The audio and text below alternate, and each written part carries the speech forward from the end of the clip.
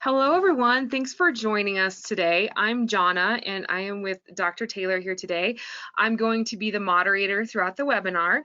I wanted to point out a couple things about the GoToWebinar. There is actually a questions panel. So if you have questions, feel free to chat those our way. I will read them to Dr. Taylor at the end, and he will address those.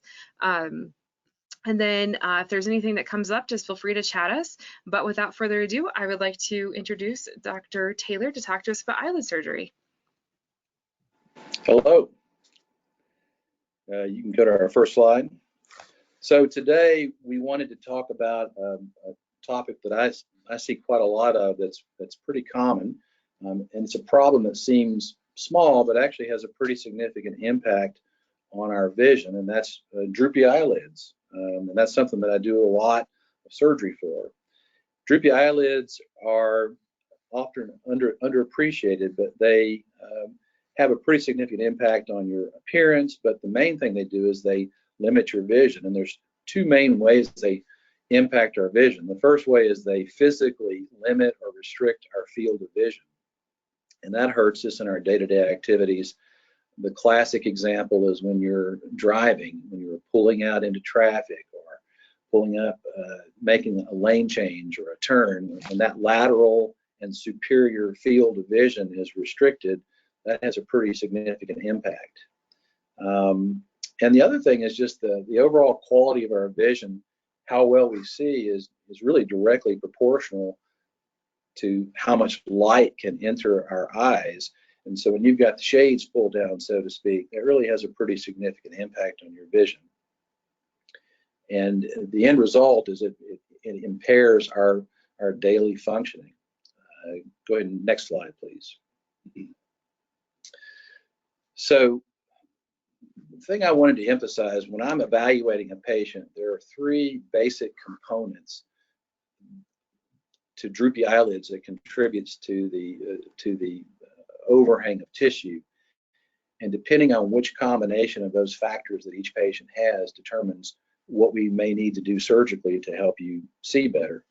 The first change is the most common, the most obvious change is an excess fold of tissue that hangs down over the eyelid, and that is referred to as dermatochalasis. And dermatochalasis is an extra fold of excess skin and muscle tissue, and there's also some fatty tissue from our in our eye socket. You know, in our eye socket, all of the tissues of the eye socket, the delicate tissues, are cushioned by fat, and it's not related to your body weight, but fat is the natural cushioning for our eye socket, and that fatty tissue starts to herniate or prolapse forward over time and contributes to that overhang.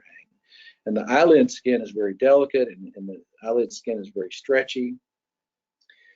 There are some aging factors, but actually the biggest contributor to droopy eyelids are hereditary causes or genetic factors. You'd be surprised, but droopy eyelids is very much an inherited trait in many, many cases.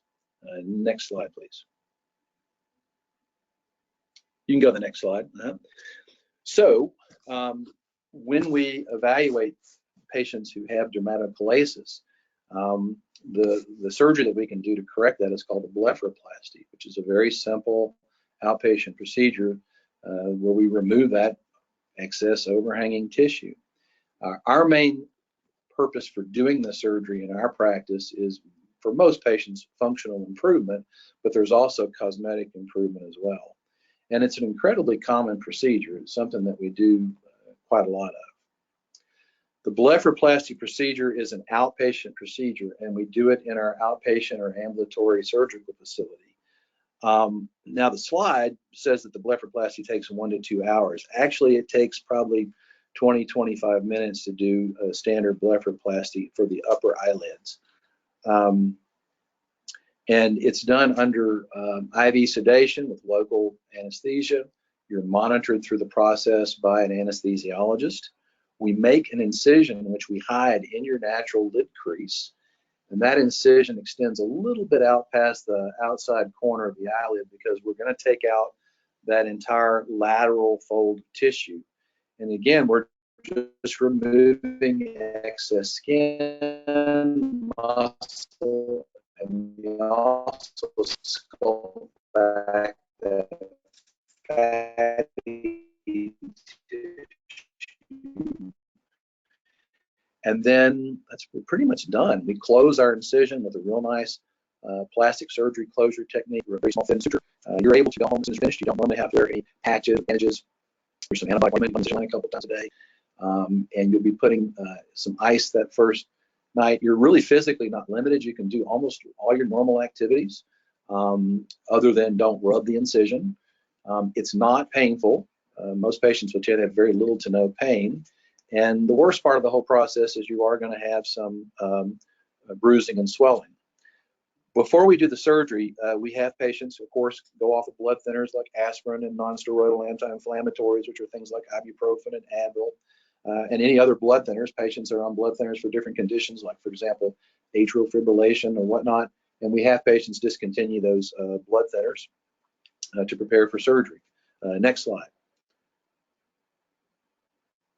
You can go to the next slide. So like we were saying, the recovery from the blepharoplasty is pretty straightforward. Again, you're using the antibiotic ointment, you're icing them down, you can do your normal activities. Honestly, I tell patients you really don't have to limit activities other than not to rub your eyelids.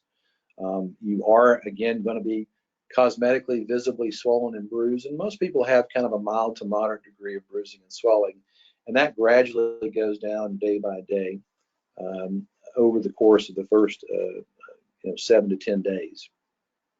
Next slide.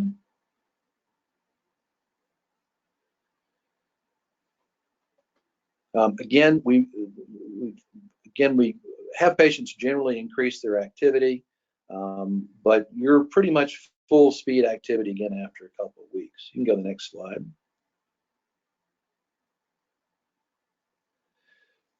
So the other tissue component that's very important to evaluate when we're looking at patients who have droopy eyelids is underneath the overhanging fold of tissue. It's very important to assess the height and position of the actual eyelid. The eyelid is where the eyelashes come out at the margin there. And there's actually a lifting muscle that controls the height of that eyelid. Any muscle in our body, when that muscle contracts, it shortens. That's how muscles do work in our body. And so when that lifting muscle of the eyelid contracts and shortens, it raises our eyelid. Well, again, because of all the other aging factors and also the hereditary factors, that lifting muscle stretches and weakens over time. And the end result is that lid starts to drop down. Now, there are other causes of drooping of the lid. And drooping of the lid is called ptosis. It's spelled with a P, but that P is silent. And we evaluate patients to look for other causes of ptosis. But the number one cause that we see most commonly are the changes that occur as part of the aging process and also as a result of those hereditary factors. The muscle insertion of the eyelid begins to stretch over time. That's actually called aponeurotic ptosis. Next slide. So when we do eyelid surgery, and again, patients may have combinations of these two problems. Some patients purely have dermatochalasis, and we only need to do a blepharoplasty. Some patients only have ptosis, or some patients have a combination of both of those issues very commonly. And so we're really, in many of our patients, we're doing two different surgeries at the same time. We're doing the blepharoplasty procedure to correct the dermatochalasis, but if they also have ptosis or drooping of the lid, we're going to correct that. Now, when we correct ptosis, we go through the same type of a lid crease incision. I find that lifting muscle, and we basically disinsert and separate or free up the muscle, and then we raise the lid and basically just reattach it higher up on the belly of the muscle. So we are just changing the insertion point of the muscle to get more lift out of it. And I'll actually sit you up during your surgery and look at the height and the shape and the contour, depending on whether we're doing one or both eyelids. And we get the height and the shape and contour to where it looks exactly the way we want it, to where it's symmetric and good contour, good centering, and then once everything looks the way we want it to, we tie everything down, and then again we close our incision with that nice thin plastic surgery closure technique. Next slide.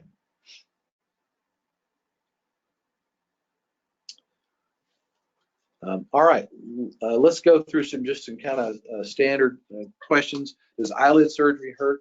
Does eyelid surgery hurt? No, it does not.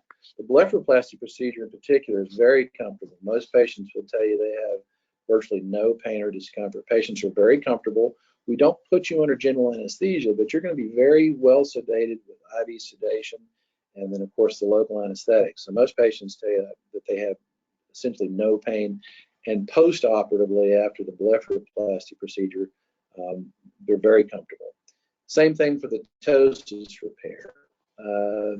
The only thing about the ptosis repair is when there's one portion of the surgery when I'm separating the lifting muscle, patients will, I'd say about half the patients will tell me they have very mild discomfort. And I usually warn patients at that stage, all right, we're at the stage where we're working with the muscle, you may feel this. That portion of the surgery only lasts about 4 or 5 seconds, literally. Other than that one spot, the ptosis repair, likewise, patients will tell you they have virtually no discomfort. And the post-operative recovery part, likewise, the patients have very minimal discomfort. Next slide. So your insurance company may cover eyelid surgery, and the main consideration is the level of functional impairment in your day-to-day activities as a result of the eyelids drooping down into your visual axis. And you know, really when we evaluate patients with dramatic chalasis and ptosis, it's really a matter of degrees. You know, you see patients who have, for example, dramatic chalasis, and it's significant, it's starting to impact their vision, but it may not quite be bad enough that it meets insurance requirements. But we have specific evaluations that we do when you come into the office to determine how much those eyelids are impinging into your field of vision and how much, whether or not you meet those insurance criteria. But for many patients, if you meet those criteria and there's functional visual impairment, then yes, very often insurance will cover that surgery procedure. Next slide. Yeah, I mean, will my eyes look natural after eyelid surgery? Absolutely. I mean, that's our #1 goal. You know, with eyelid surgery, really my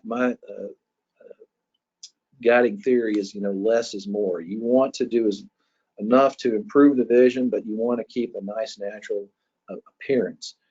You don't want to overcorrect anything. You know, patients always ask me, I don't want to look surprised, or am I going to be able to close my eyelids afterwards? And those are some common questions. And the answer is, yeah, we're going to keep things looking very natural. All we're doing is just removing that extra fold of tissue with the blepharoplasty. We're not, you know, we're not significantly altering the architecture of your face. You're still going to look like you. You're not going to look surprised.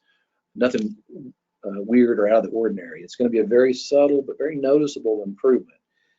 You know, what patients tell me frequently is, oh, after they've healed up, is, you know, friends will come up to them and, man, what are you doing? You look good. Are you working out? You know, you look different. What is about you? You know, patients, they like that because their friends don't exactly know that they've had an eyelid surgery performed, but their friends tell them that they just look better. And that's really what we're trying to go for, is keep it looking natural, subtle, but a nice noticeable improvement.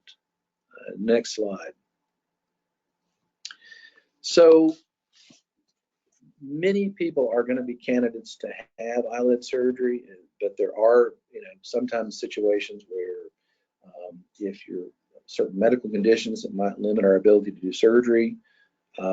Probably the #1 limitation or contraindication to do an eyelid surgery is really dry eyes. That's a really common problem. And for some people who have very mild dry eyes and they're adequately treated, it's not necessarily a problem. But there are some patients who have more severe dry eye disease where it's really kind of an absolute contraindication to do an eyelid surgery. And the reason why is that when you raise eyelids, even though you can close them all the way and they function like a normal eyelid after the surgery, especially with the ptosis repair, your eyelids are going to be more open, so you have a greater rate of evaporative moisture loss. Your cornea surface is drying out more readily, And so you have to be careful. And so part of the evaluation that we do is we look at your cornea, we look at your tear film, we look at your rate of tear production to make sure that you're an adequate candidate that we can safely perform eyelid surgery on you. Next slide. So the main risk of eyelid surgery are pretty minimal, honestly. The number one risk, I think, is, and all these complications are very rare, is infection. That's something that can be treated with just an oral antibiotic. Most patients have very minimal pain. Bleeding complications are very rare. I personally have been doing these for 25 years. I've never had any bleeding complications, knock on wood, but there are very rarely complications related to bleeding that can cause sometimes loss of vision. That's unfortunately an extremely rare complication. Scarring is really minimal. The one thing about eyelid tissue is very forgiving. It's a very thin, well vascularized tissue, and that's conducive to good healing. So patients don't get hypertrophic scarring or keloid formation. Asymmetry is something that is generally not a problem. You know, when we do eyelid surgery, obviously symmetry is something that we are very careful to adhere to. You know, very few people have exact perfect symmetry, but you're going to be well within the margin where most patients have very good symmetry. Dry eyes, again, is another thing that most people, we have to be careful of. That's not a common problem because we're pretty careful in screening our patients. And then the dissatisfaction of the results. With dermatochalasis and the blepharoplasty procedure, most patients in general are very happy with the results. I have very few patients who are unhappy. In fact, it's probably my happiest patients are my blepharoplasty patients.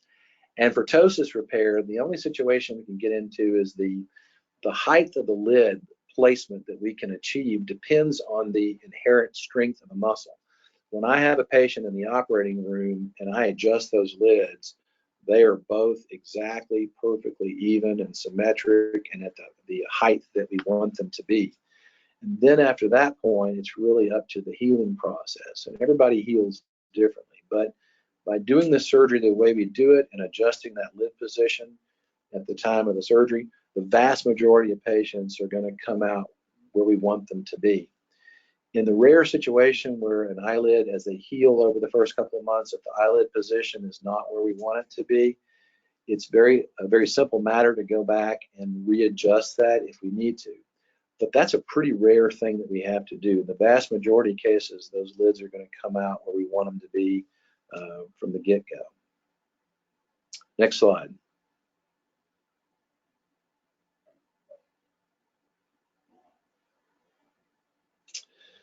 So really, it's just the question is if it's for you, and I would just say that if you are noticing that you have droopy eyelids and you can notice that it's impairing your vision, and honestly, that's a difficult thing because eyelid changes come on very gradually over a long period of time. And so the challenge is that many people are not as aware of how much they're impacting their vision, but people do eventually become aware of the impact that the drooping of the eyelid has on their vision and their day-to-day functioning. That's the key thing. The most common thing I hear from patients after eyelid surgery is that so many patients tell me, wow, I had no idea how much my eyelids were impairing my vision. After I realized it was bad, but I didn't realize how much it impacted my vision. So I think the greatest challenge is just patients becoming aware of how much those lids impact their vision. And the key thing is, if you come in for an evaluation, we're able to measure you and evaluate you, and I can show you exactly what you have and how much that may be impacting your vision. Next slide. All right, well, thank you, Dr. Taylor. I'm going to go ahead and open the floor for questions. If anybody would like to go ahead and chat us questions, we'll go ahead and have those addressed. There was a couple that did come in while we were going through it. Just kind of curious about makeup. What are the restrictions when, or I guess after surgery for makeup wearers? Right. So usually I tell patients to not wear makeup till after about a week after the suture removal. So the sutures are removed at day 10. And I usually tell folks to not wear eye makeup. You can wear makeup on your face, base, and whatnot, but mascara and eyeshadow, I want you to lay off of that and not use that for another week following the suture removal. The reason why the makeup itself doesn't really hurt the incision or the healing process, I worry more about the removal of it. When you're rubbing your eyelids to remove the makeup. And again, I don't want any rubbing on the eyelid for the first week after the suture removal, because there's a small risk that you could open up your incision. So we kind of baby those lids that first week, and we don't want to do any additional rubbing, including removal of makeup. Okay, if there's a beach vacation coming up for someone, should they wait to have the procedure, or is there a good time to potentially schedule a beach vacation with sand and water? I wouldn't. I mean, if you can do it, I mean, you probably would be okay. But ideally, if you can coordinate it to where I would do it after you get back from vacation in general. I mean, I have patients that do schedule it and then we do their surgery, and they're probably 3 or 4 weeks before they're going off on vacation, and they usually do fine. But again, as long as you take care of them, if you're on vacation and you had surgery in the previous few weeks, you would probably be fine. But ideally, I would say, yeah, I'd wait and schedule it after you get back from your vacation. Can you take care of cholesterol pockets with surgery? Yeah, those pockets are called xanthelasma, and yeah, depending on the location and the extent of them, we remove those. In most cases, we can remove the majority of the xanthelasma. It depends on how much excess tissue you have to work with, because so the stretchiness and excess eyelid tissue determines how much of the xanthelasma pockets we're able to remove. And sometimes, if need be, we can even do it in stages, but that's a pretty straightforward procedure. Very similar in many ways to what you experience when you have a blepharoplasty. It's an outpatient procedure under local anesthetic. So how do we schedule a consultation to see if we need this surgery and whether insurance will cover it?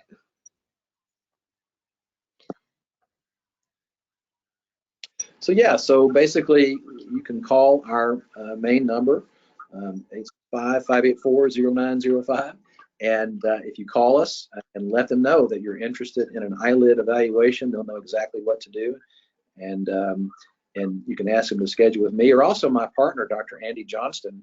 He does blepharoplasty, and he's a very good surgeon as well. And so either one of us could help you with that. I do more extensive work with the ptosis repairs and some of the other more complicated cases, but Dr. Johnston does great blepharoplasty work as well. But yeah, if you just call us and let us know that you're interested in an eyelid evaluation, we'll bring you in and we'll do the full evaluation. And when you come in, I'll sit down with you and we'll have some pictures, for example, that we take of your eyelids. I'll show you exactly what you have and what components we need to address to help you see better and look better. And we can also, there's a test that we do that evaluates how much those eyelids are impinging on your field of vision.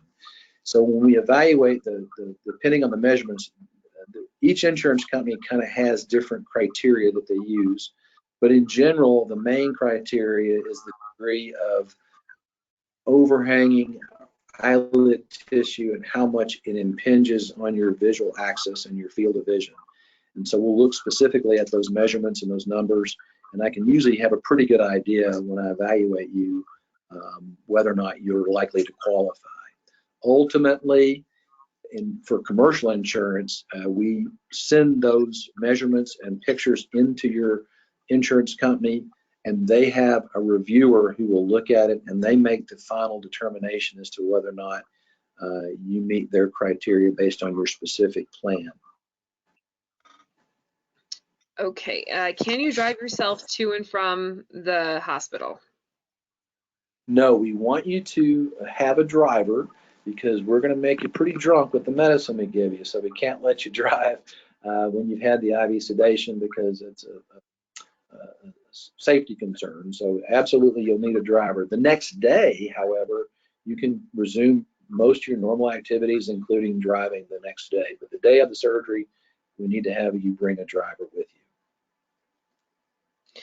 I wear a CPAP at night for sleep apnea. I also wear a sleep eye mask to protect my eyes from any air that escapes from my mask. Would this affect blepharoplasty? That's a good question, and that comes up a lot, actually. Most of my CPAP patients do pretty well, even when they leave their mask on at night after surgery. Some patients, a lot of patients are able to forego it maybe the first night or so, but you'd be able to wear your mask. And yeah, absolutely. I think wearing that eye mask is a great idea, especially after eyelid surgery. It shouldn't cause any problems. And if anything, like I say, we want to keep air off of those corneas, because right after eyelid surgery, even though you will be able to close them completely, again, because of what we talked about, that greater rate of evaporative moisture loss, you are going to be more prone to drying. And with CPAP, as you probably well know, there's a lot of blowback while you're sleeping at night, and so that mask that you use to cover your eyes is a good idea. That just protects those corneas even more. And we'll actually have you lubricating your corneas after surgery, even if you're not on CPAP, but especially on CPAP. We'll even, in many cases, have you put some of your ointment that we use in your eye at night, and that coats and protects your cornea to keep it from drying out and keeps that cornea surface in good shape. But yeah, absolutely. Even with CPAP, you'll be able to use your mask and wear that protection. Would there be an improvement when wearing Boston lens contacts? They then clarified, seems different as my eyelids have drooped. Say that again. Would there What's be the question? improvement when wearing Boston lens contacts? Well, I think what you may be, I'm not sure. It depends on, yeah, if you're having difficulty wearing contacts because the droopiness is preventing you taking the lenses in and out, or also the drooping of your eyelid has a huge impact on your fit in many cases. So yes, sometimes in those situations, doing ptosis repair or the blepharoplasty procedure will improve that fit. The fit can change. So I have some patients who wear contacts and they've had long-standing droopy eyelid ptosis. We correct that, and we might have to even adjust their fit a little bit because you don't have the weight of that lid hanging down onto the lens. So yeah, in some cases, doing ptosis repair and eyelid surgery may help you wear lenses more easily and more comfortably. And also the other issue with contact lenses is after eyelid surgery, it might change the fit in some cases. How soon can you wear contacts after surgery? Great question. I usually tell patients, again, to wait about a week after the suture removal. So you're going to be out of your contacts about 2.5 weeks. The main reason, again, especially the first week, the ointment stuff that you're using kind of gets into your eye and sometimes it can kind of gum up your lenses. But I'm worrying more about taking the lenses out. A lot of people, they use a technique where they lift their upper lid when they're taking their lenses in and out, and I don't want that. I don't want any kind of pressure or pulling, rubbing on the eyelids. Now, there are some patients after suture removal, they have a technique where they can use their lower lid. They'll pull the lower lid down and they can sneak their lenses in without manipulating their upper lid. And if that's the case, then yeah, you could wear your contacts even after suture removal. Again, the main factor is just I don't want any manipulation of that upper lid until that incision is rock solid, healed, and stable. So if someone was considering a cataract surgery or in need of cataract surgery, should they get cataract surgery first or eyelid surgery first? So that's a great question, comes up all the time. And I think it really doesn't matter, honestly, that much. But if I had both issues and I knew that I was going to do them both, my recommendation would be to go ahead and do the cataract surgery first and then the lids. The reason why is that in theory, when you raise lids and you may have a little bit of more corneal drying, you don't want anything that's going to interfere with the incisional healing after cataract surgery.